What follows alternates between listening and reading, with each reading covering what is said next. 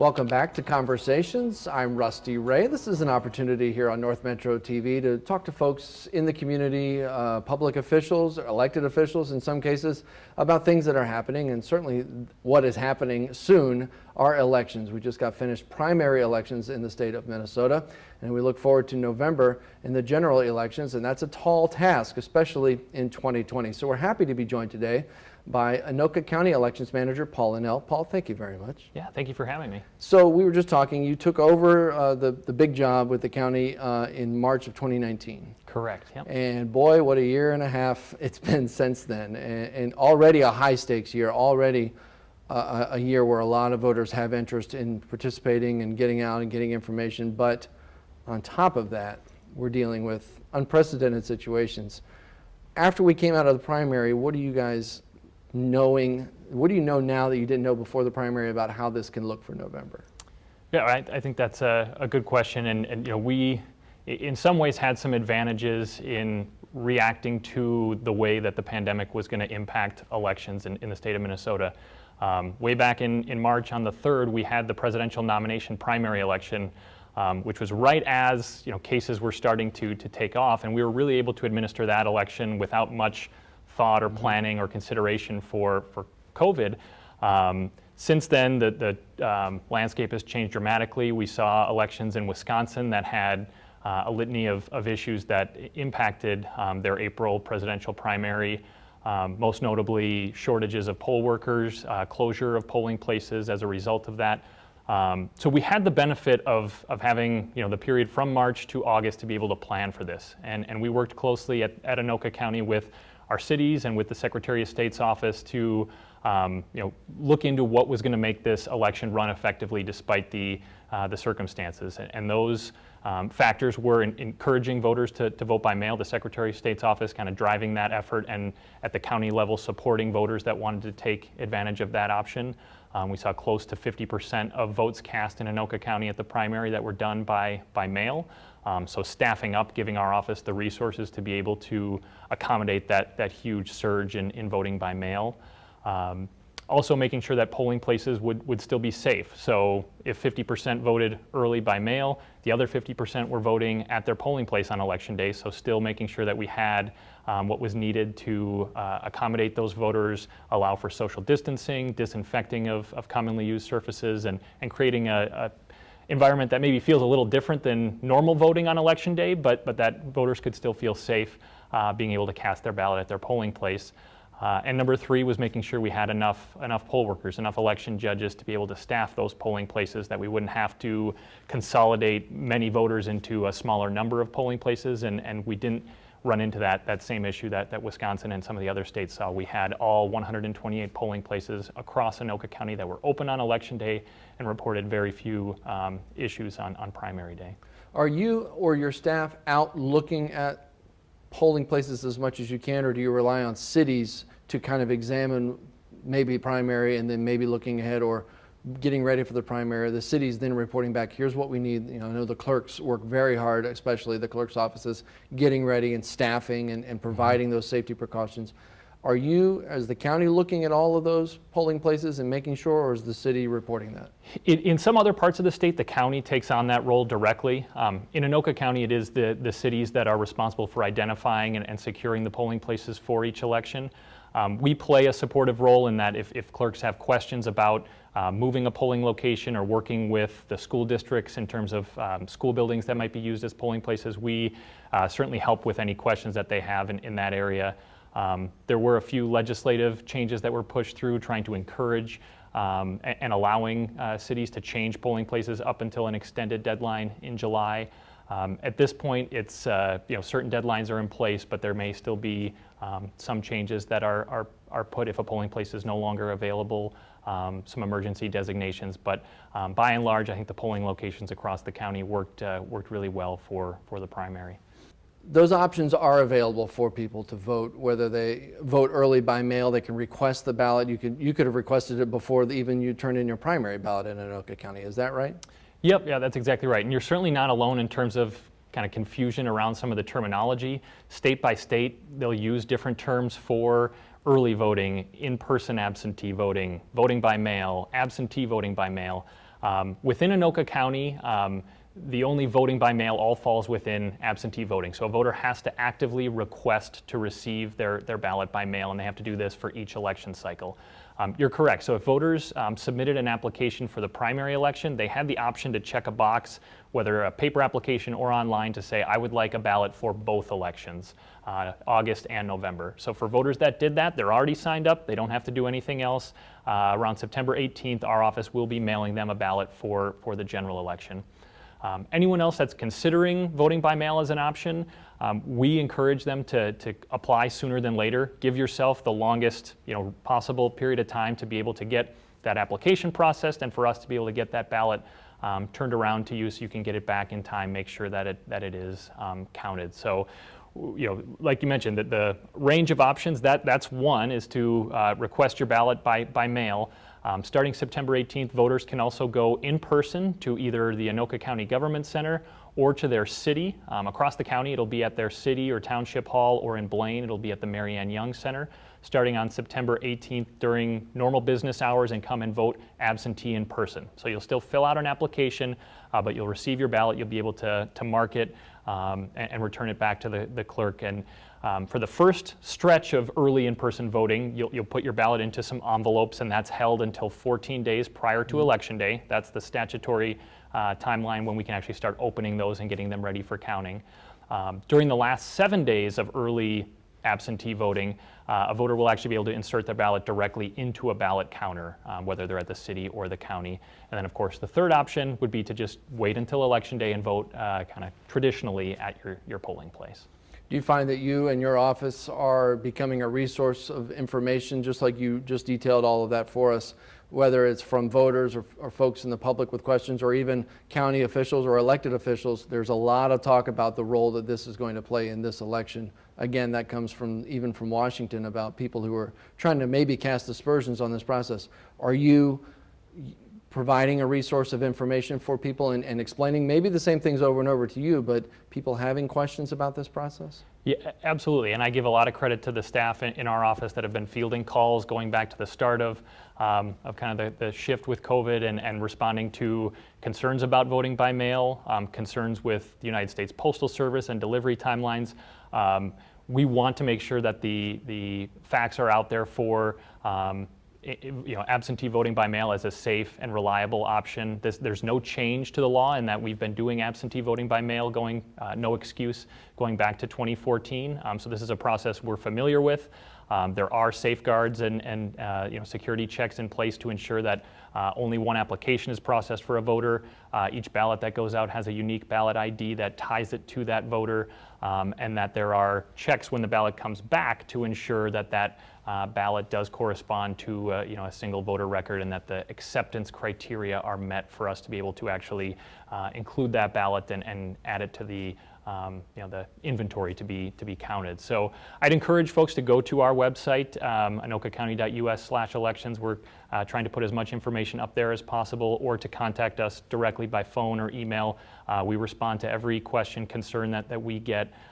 There is a lot of information out there from different sources, and we want to make sure people know, go to the source material from the Secretary of State's office, from our office, if you have any questions about how to vote or concerns about the process this year.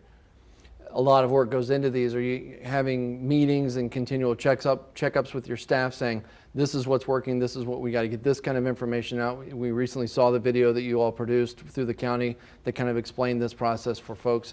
Did that come out of a kind of lesson learned of how things had played out for a few months there, or are you continually trying to change how you reach people? Yeah, I mean, I think it was part of the idea sharing from our staff in the office, including our new temporary staff who come in with their own ideas or questions that might trigger something, all the way up to county administration and the county board, and the ideas that they might have, some of the questions and concerns that they're hearing, to say, let's get this information out there. We had members of the Anoka County legislative delegation that came in and got a behind-the-scenes look at our counting equipment, and kind of an explanation of how the process works once we get an absentee ballot back. So I think the more information we can put out there, the better. There is so much to this process that If the facts aren't out there, it does open the door to confusion or just questions. So the more I think we can help voters to understand how the process works and to make sure that they feel confident whichever way they plan to vote this year, that they are comfortable and confident in doing so. We were watching here on our end, we produce a newscast every week and we put out results the best we can. We were watching for how soon all of the results would be available with the primary election, with everything being counted and making sure that every vote got in on time and things like that. And it seemed like, at least in Anoka County, that there wasn't really that much of a lag. It was pretty much all in. It seemed like as normal. Do you anticipate any lag in getting real solid results sooner or as soon as you normally would in a big election year because of the added numbers of people voting not in person this year? Yeah, I would say we were able to stick pretty close to what is our traditional reporting timelines for the primary election. The legislature passed a bill that allowed us 7 additional days to start counting those absentee ballots, so that helped to take a great deal of pressure off to have to get those all done during the last 7 days. The big change was that we had a court ruling that required us to continue counting absentee ballots for 2 days following Election Day. So any ballots that were postmarked on or before Election Day that arrived in our office the following day on Wednesday and Thursday were to be counted. For the primary election, that wasn't a huge number of ballots, so on election night, everything that we had received and counted through Election Day, plus the totals from voters that cast their ballot at the polling place, were reported shortly after 8 p.m. We have, I think, a great process in place in Anoka County that when things are running as they should, we can get those results up usually within a half hour to an hour for 90% of our polling places. And of course, what I would stress is accuracy is always paramount. That is the priority over the prompt posting of results. People want to have results as quick as they can, and certainly we want to get that out there in terms of transparency and having those as soon as we can. And I think the process is structured in a way that allows us to get those results out there on election night in a pretty timely fashion. For the general election, that same court case has now been applied towards November as well. So whereas at the primary we were to count ballots for the 2 days following Election Day, that's now extended to 7 days. So on November 3rd, on election night, we will post our results from the polling place combined with all absentees counted to date. We don't have a real hard count to be able to know how many additional absentee ballots might come back. But we will continue to count those and update results each day after Election Day. And it does take time, in part because we've never had to do that before in the state of Minnesota. We have to do a cross-check with our polling place rosters. So any absentee ballot that comes in after Election Day, we have to run a report to make sure that that ballot wasn't already someone who went and voted on Election Day. So we're cross-checking those. But the plan will be that we have a majority of results posted shortly after close of polls on election night, and then updating those results each day thereafter through November 10th, and then get to the point where we can actually have our canvass and certify official results. Well, the good news is I think watch parties or victory parties or whatever parties this year will be a little different on election night. People gathering or candidates having events to watch those come in. But it's good to know that there will be, there is that system there that folks can look forward to knowing. And then at a certain point, is it certified, right? The vote is then after that. Is it going to be after that 7 days? Then? Absolutely. Yep. So then the county will hold its canvass to certify the official results. After all county canvasses are complete, then the state will hold their canvass to make the state results official. And I should add that that is a process specific to Anoka County, and most counties across the state of Minnesota will mirror that. Other states across the country do have different laws in place, some which don't allow their jurisdictions to begin counting absentee ballots until Election Day. So those states may see longer delays in terms of their timelines for reporting results. They may not have a real projection on election night. So I think that's some of the sort of tempering expectations for what election night might look like, and as you said, could be a little bit different when it comes to those watch parties. But again, from our side, hoping to stick as close as we can to what folks are used to. You've been doing this a little while. What is the biggest thing so far from this challenge of 2020 and the pandemic and all this stuff what's the biggest lesson you think you've learned from this so far? I mean, I think it's something that's probably always prevalent in elections is flexibility, understanding that, and the kind of running joke or commentary is, you guys work one day a year, you just have election day and then you take off the rest of the year, but it's constantly planning and preparing for, the full 46 days of absentee voting for both elections, that kind of build up, but understanding that even though the laws by and large have not changed, the circumstances may change. So this year, certainly with the public health situation, how we adjust to that. How do we either continue with our current or existing procedures and adjust to scale, or adapt to the need to have these safety or security procedures in place, or more disinfecting, things like that? Or how do we change our process entirely because it won't work to do what we had before? We need a new process, or we need new equipment. Things like as simple as a new envelope opener. We purchased a high capacity envelope opener that has done wonders for our office, because you wouldn't believe how long it takes to get thousands of paper absentee applications and then ballot envelopes open, to have technology that adds to the efficiency in doing our work. So I think that flexibility and then the partnerships with our municipalities and the school districts and up to the Secretary of State's office, knowing that while we have different roles at our different levels of government, it's truly a team operation, including the election judges as well, that it requires so many hands to make an election run and make it run successfully. So making sure that our partners have what they need and that we continue to support them. So I give them all the credit for a successful primary, and certainly to my team as well. We've got, in addition to myself being new in this role, a number of new staff in our office that I like to joke that this is all they know is running elections in a pandemic, and they're doing a great job so far. So I think just continue to encourage that team dynamic for all the way through Election Day. And we're still a few months away yet, but I mean, maybe it would make more sense to ask you this in December or January, but do you feel like there are things that will result from this moving forward? We get back to a more normal situation, hopefully, and I fully anticipate that we will one day. Things moving forward for elections in Anoka County that you've learned from this, or you've adapted for this situation, that will continue to carry forward? I know a lot of precinct places have changed, and that's going to be a habit change for some voters, is to going to a different place if they do go in person to vote, or other things, techniques or steps in the process you think may move forward out of this when we do get back to a normal? I think so. I mean, I think that especially due to the number of people that are voting absentee for the first time, that there are probably some things that the legislature may take a look at for changes to how, even just administratively, how that process might work more efficiently, how we can better serve our voters, make it more streamlined, more efficient for them. And then within our office, I think we've learned a number of new ways of operating and things that we can do more efficiently. We added a more direct way for election judges to submit an interest form for us to get across to the cities and share that information. So I think we'll come away from this election recognizing that trends had been moving in an upswing for voters casting their ballot early or by mail. That's only going to continue. So we have to be able to plan and prepare for that, and I think encourage changes at the legislature where they make sense from an administrative perspective. Does any of this keep you up at night? Is there any of this that really you're focusing on, or is it maybe one thing a day, or something that you're like, we got to make sure we get this part right, or we have to make sure we get this part right? Is there anything in particular that you're constantly checking on and saying, we really need to get this nailed down?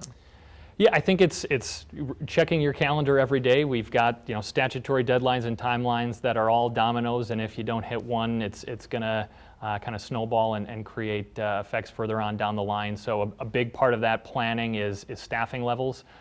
We've never had to have this level of support at the county for how we process applications and get those ready for ballots to be mailed out. So we've got, I think, we've just passed 40,000 absentee applications for the November election, and we expect that number to continue to grow all the way up to September 18th when we start sending out ballots, and then certainly thereafter continuing to process those requests. So making sure that our team at Anoka County has those resources, while also being available to help the cities with their planning as we gear towards Election Day. I think part of that is staffing for election judges, additional accommodations for polling places, and then supporting judges with kind of follow-up training. We typically at the county do a follow-up meeting with our head judges after the primary to kind of review how things went, what do you have questions on still, what improvements might we be able to make ahead of November. So I imagine that we'll be convening that via Zoom or WebEx to be able to connect with our judges and be able to hear from them and get some kind of clarification and get some changes in place for November. Okay. Thank you very much for coming by here today. We appreciate it. Thanks so much for having me. You got it. Paul Linnell, the busiest man in Anoka County Elections Manager, here for a conversation. Thank you.